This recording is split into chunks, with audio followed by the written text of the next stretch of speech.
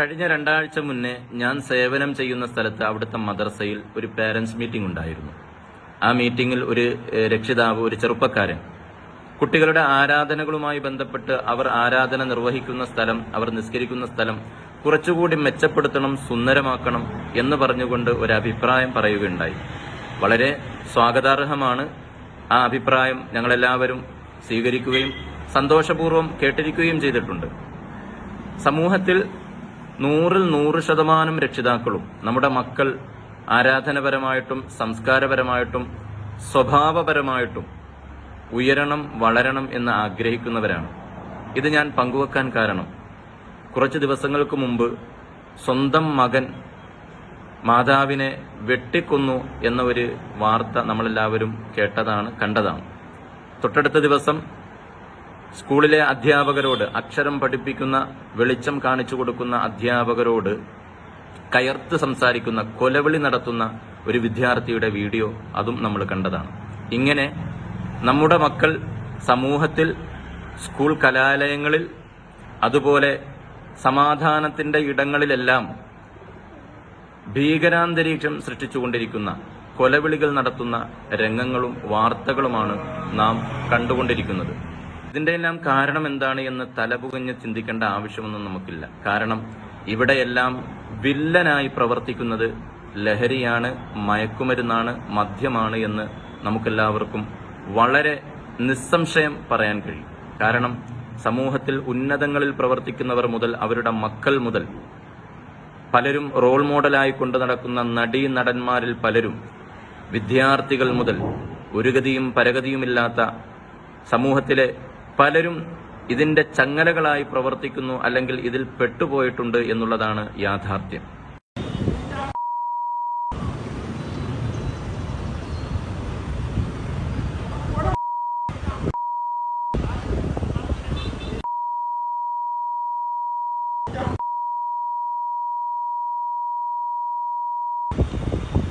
ഞാൻ മാഷോട് എന്താ കാണിച്ചത്? ഞാൻ ഇവിടെ നല്ലപോലെ ഇരിക്കും. ഇന്ന നിന്റെ ഉള്ളിലിട്ട് ഭയങ്കര കാലാവസ്ഥ വീഡിയോ എടുക്കണേ. സാറിന് പിന്നെ എവിടെ പുറത്ത് കിട്ടിയ തീർത്തിനാണ് കൊന്നിട്ട് പറഞ്ഞ കൊന്നിടും. ഇതിന്റെ ഫോണുണ്ടോ? ഇത് ഫോണുണ്ടോ? അപ്പോൾ ഇതാണ് പുതിയ കാല വിശേഷങ്ങൾ. ഇരിക്കട്ടെ, ഞാൻ പറഞ്ഞു വെച്ചതും തുടങ്ങി വെച്ചതും പേരൻസ് മീറ്റിംഗിന്റെ കാര്യമായിരുന്നു. സമൂഹത്തിലെ എല്ലാ രക്ഷിതാക്കളും, അത് ഏത് മതത്തിൽപ്പെട്ടവരാണെങ്കിലും ശരി, മക്കൾ ഉയരണമെന്നും വളരണമെന്നും സന്തോഷത്തോടുകൂടെ ജീവിക്കണമെന്നും സംസ്കാര സമ്പന്നരാകണമെന്നും ആഗ്രഹിക്കുന്നവരാണ്, പ്രതീക്ഷിക്കുന്നവരാണ്. എന്നാൽ സമൂഹത്തിലെ എത്ര രക്ഷിതാക്കൾ മക്കളെ കൊണ്ട് ലക്ഷ്യം നേടിയിട്ടുണ്ട്?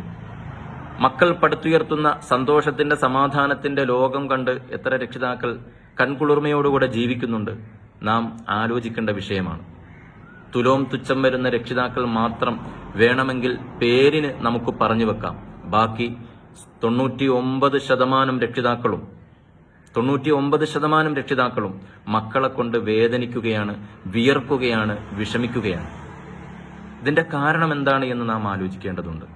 മക്കൾ ചെയ്യുന്ന കുറ്റകൃത്യങ്ങൾ, മക്കൾ സൃഷ്ടിക്കുന്ന അസമാധാനത്തിന്റെ, അക്രമത്തിന്റെ ലോകങ്ങൾ, ഇതിന്റെ എല്ലാം പൂർണ്ണമായ ഉത്തരവാദിത്തം മക്കളുടെ തലയിൽ മാത്രം കെട്ടിവെക്കേണ്ടതുണ്ടോ എന്ന ഒരു ചോദ്യം എന്നോടും നിങ്ങളോടും ചോദിക്കുകയാണ്. ഇതിന്റെ മറുപടി നാം കണ്ടെത്തേണ്ടതുണ്ട്. നാം ഇരുന്ന് ചിന്തിക്കേണ്ടതുണ്ട്. 1 വട്ടമല്ല, 100 വട്ടം ഇരുന്ന് ചിന്തിക്കേണ്ടതുണ്ട്. ഇതിന്റെ എല്ലാം പൂർണ്ണമായ ഉത്തരവാദിത്തം മക്കളുടെ തലയിൽ മാത്രം കെട്ടിവെക്കേണ്ടതുണ്ടോ? എവിടെയാണ് താളം തെറ്റിയത്? എവിടെയാണ് നമുക്ക് പിഴച്ചത്? എവിടെയാണ് നമ്മുടെ കണക്കുകൂട്ടലുകൾ തെറ്റിയത്? നാം ആലോചിക്കണം. ഇതിന്റെ മറുപടി എന്ന നിലക്ക് ഒരു കാര്യം പങ്കുവെക്കാൻ ഞാൻ ആഗ്രഹിക്കുകയാണ്.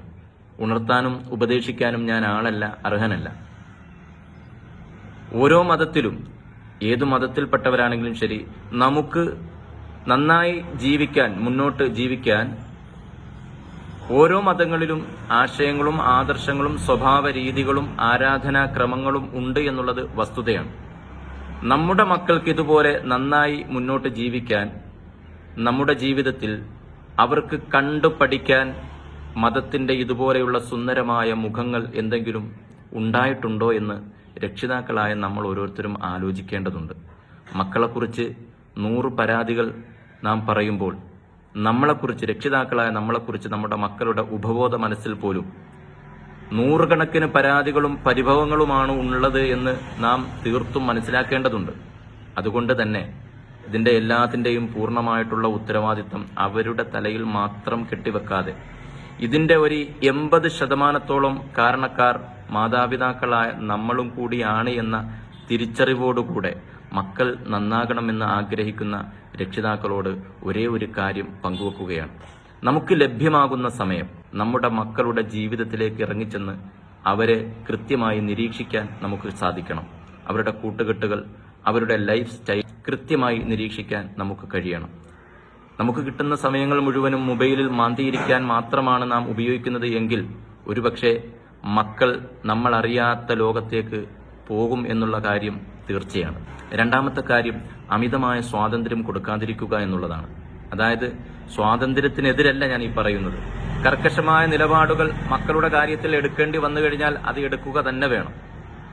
നിർദ്ദേശങ്ങൾ കൊടുക്കേണ്ട സ്ഥലത്ത് നിർദ്ദേശങ്ങൾ കൊടുക്കണം. ഇന്ന് നമ്മുടെ മക്കളുടെ ജീവിതത്തിൽ താളം തെറ്റിപ്പോയത്, കണക്കുകൂട്ടലുകൾ തെറ്റിപ്പോയത് അമിതമായിട്ടുള്ള സ്വാതന്ത്ര്യമാണ് എന്ന് സംശയിക്കുകയാണ്, അല്ല ഉറപ്പിക്കുകയാണ്. ആ കാര്യത്തിൽ നമ്മൾ ശ്രദ്ധിക്കുക.